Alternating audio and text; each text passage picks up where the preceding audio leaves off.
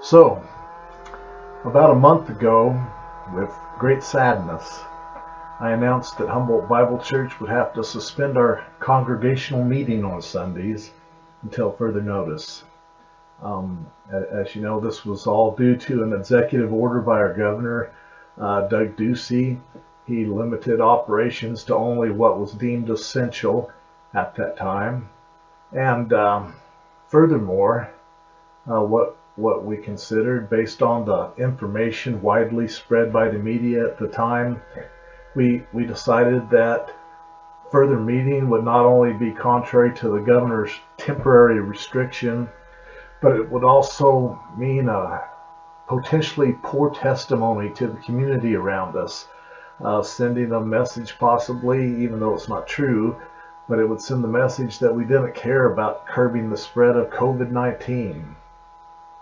Now, even though public opinion doesn't necessarily dictate what we do, the Bible does, our testimony, though, is important, and it carries a lot of weight in our decisions. However, last week on Thursday, April 30th, the State Attorney General Mark Brnovich issued a legal opinion on Governor Ducey's order as it pertains to places of worship specifically. A review of the U.S. Constitution, as well as the language in Governor Ducey's executive order, led the Attorney General to the legal opinion that churches were in fact essential.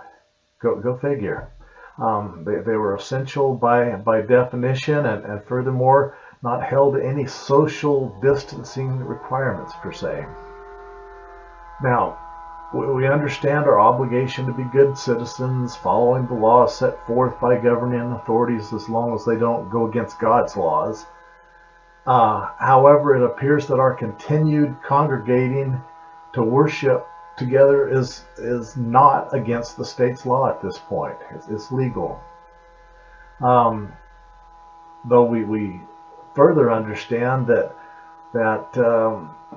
it's like Paul told the Corinthians in chapter 6 of Corinthians, just because it's legal doesn't always mean it's a good idea given the big picture. That's basically what he tells them.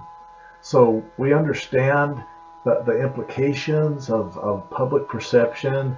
We're well aware of the guidelines and recommendations of health professionals to this day, and then we take that into consideration. In fact, we've taken all these things into consideration, and in light of the legal opinion, and in light of a slowdown in the spread of the virus, and in light of an easing of public anxiety, the fact that we live in a rural area, a rural environment, because we have a relatively small number in our congregation, the HBC Governing Board has prayerfully decided that we will resume meeting beginning Sunday, May the 10th, Mother's Day.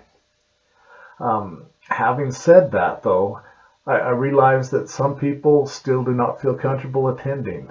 They don't feel that they can as of yet, and that's fine. That's understandable, and that's okay. I want you to do as the Lord would have you to do.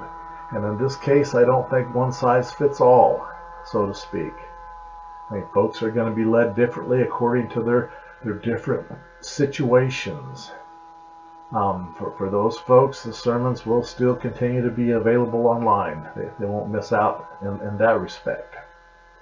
But those who do choose to attend, we simply ask that common sense be observed. I mean, if you're sick, stay home.